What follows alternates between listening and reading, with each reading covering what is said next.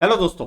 Early financial आजादी में नए वीडियो में आपका बहुत बहुत स्वागत है। 7 कंपनियों के बारे में बात करेंगे जिन्होंने बहुत ही रिसेंट में डिफॉल्ट किया हुआ है। और दोस्तों, आपके चैनल पर ये हम एक सीरीज बना रहे हैं और ये उस सीरीज का पहला ही वीडियो है दोस्तों, ताकि आपके पास इंफॉर्मेशन पहुंचती रहे कि जो कंपनियां हैं जो डिफॉल्ट कर रही है, जो एनसीएलटी में जा रही है, उन सब के बारे में आपके पास इंफॉर्मेशन पहुंचते रहे ताकि आप भी सतर्क हो सके। तो देखिए, हमने पास्ट में देखा कुछ कंपनियां जैसे रोहित फेरोटेक, डीएचएफएल, सिंटेक्स, और अचानक से उनकी ट्रेडिंग बंद हो जाती है। और ट्रेडिंग बंद हो जाती है तो आपने जो भी अगर समझ लीजिए इन्वेस्टमेंट किया होता है तो रातों रात उस इन्वेस्टमेंट की वैल्यू हो जाती है जीरो। जीरो मतलब कुछ नहीं रहता है जो भी इन्वेस्टमेंट किया हुआ था। तो देखिए, जो पहला ही स्टेप है वो है जो कर्जा है या जो इंडेटनेस है जो कंपनी की, वो पैसा जो है कंपनी वापस नहीं दे पा रही है।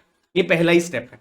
और उसके बाद जो भी फाइनेंशियल क्रेडिटर्स हैं, बैंक्स हैं, वो उनको एनसीएलटी में ले जाते हैं, बैंकरप्सी रेजोल्यूशन के लिए ले जाते हैं। और फिर रेजोल्यूशन ऐसा निकल सकता है कि इक्विटी को जीरो कर दिया जाएगा और स्टॉक मार्केट जो है उनकी ट्रेडिंग को सस्पेंड कर देते हैं। तो रिस्क यहां पर बहुत ज्यादा है। और चूंकि कंपनी ने डिफॉल्ट किया ही हुआ है तो ऐसा भी उड़ा दिया जाता है कि इसको टाटा ग्रुप खरीदेगा या रिलायंस ग्रुप खरीदेगा, और जो स्टॉक है 2 रुपए 5 रुपए में है, पेनी स्टॉक है, और ये पेनी स्टॉक आपको 10 गुना 100 गुना आपको करोड़पति बना देगा।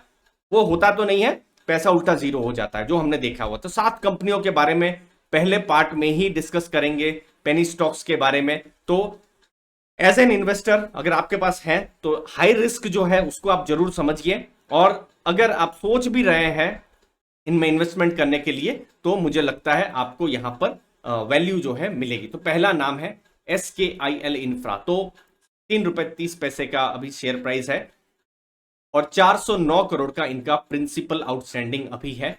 और फरवरी के महीने में उन्होंने 5.69 करोड़ का डिफॉल्ट किया हुआ है। और डिफॉल्ट किया हुआ है तो जो बैंक्स है, union bank, IDBI bank, yes bank है। दूसरा नाम है गायत्री प्रोजेक्ट, 24.55 शेयर प्राइस है। डिफॉल्ट मार्च फरवरी दोनों महीने में किया हुआ है। कुछ कंपनियां जैसे Sundaram finance, Shriram transport, IDBI, श्रेय इक्विपमेंट, उन्होंने फरवरी में जो उन्होंने डिफॉल्ट किया था, जैसे कि एग्जांपल मैंने लिया है, बहुत सारे डिफॉल्ट्स है एक्चुअली में। तो मैंने जस्ट एक आईडीबीआई बैंक का एक 158 करोड़ का उन्होंने लोन सैंक्शन किया था, 228 करोड़ का आउटस्टैंडिंग है, और उन्होंने 5.38 करोड़ का प्रिंसिपल का जो पेमेंट है उसमें डिफॉल्ट किया हुआ है। तो ये सब रिस्क है जो आप बिल्कुल ध्यान में रख सकते हैं। तीसरा नाम है रिलायंस होम फाइनेंस। डिफॉल्ट उनके पहले भी हो रहे हैं तो आप देख सकते हैं 4.3 का उनका शेयर प्राइस है। तो मार्च के महीने में डिफॉल्ट हुआ है, लेटेस्ट जो है, लेटेस्ट डिफॉल्ट है ये अभी का। तो बैंक ऑफ बड़ौदा लेंडर है, 80 करोड़ का उनका प्रिंसिपल है और 0.28 करोड़ का इंटरेस्ट है। टोटल इंडेटनेस आप देखेंगे 14,000 करोड़ से ऊपर की है। तो हाई रिस्क यहां पर बिल्कुल है। अगला नाम है TARC, जिनका पहले नाम हुआ करता था अनंत राज ग्लोबल करके। उन्होंने मार्च में डिफॉल्ट किया है, शेयर प्राइस है 40.4 ये है। और जो उनके लेंडर्स थे, hero Fincorp, L&T finance, hero housing, L&T, JM finance. तो टोटल इंडेटनेस इनकी 892 करोड़ की है। अगला नाम है GTL इंफ्रा, शेयर प्राइस है 1 रुपीज 60 पैसा। टोटल इंडेटनेस आप देखिए बहुत बड़ा नंबर है, 6,100 करोड़ से ऊपर का है।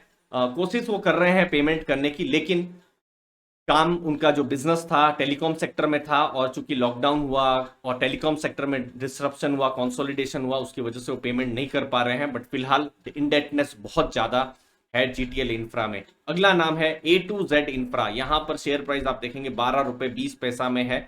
184 करोड़ का डिफॉल्ट है, 329 करोड़ की इंडेटनेस है। उन्होंने लोन ली हुई है Indian bank, Axis bank, IDBI, Kotak Mahindra bank, union bank, IndusInd bank, इन सबसे लोन ली हुई है जो कि वापस नहीं हो पा रहा है दोस्तों।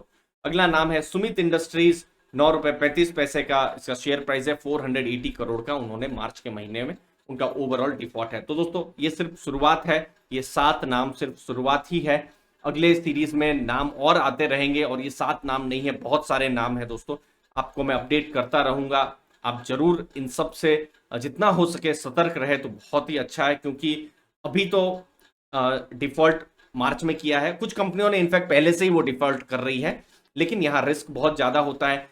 इंसॉल्वेंसी में अगर फ्यूचर में अगर जा रहे हैं या कुछ उस हिसाब से हो रहा है तो इन्वेस्टर्स के लिए फ्यूचर में रिस्क जो है बहुत ज़्यादा हो सकता है। लेकिन बहुत ज़्यादा उड़ा दिया जाता है कि कंपनियां का प्राइस बढ़ जाएगा, कभी कभी बढ़ भी जाता है अपर सर्किट में और इन्वेस्टर्स शायद लेने के लिए चले जाते हैं। तो वो सब रिस्क जो है इन सब स्टॉक्स में है, आप बिल्कुल ध्यान में रखिएगा। आप अगर इन्वेस्ट कर भी रहे हैं तो ये सब रिस्क को ध्यान में रख के ही आप इन्वेस्ट करिएगा।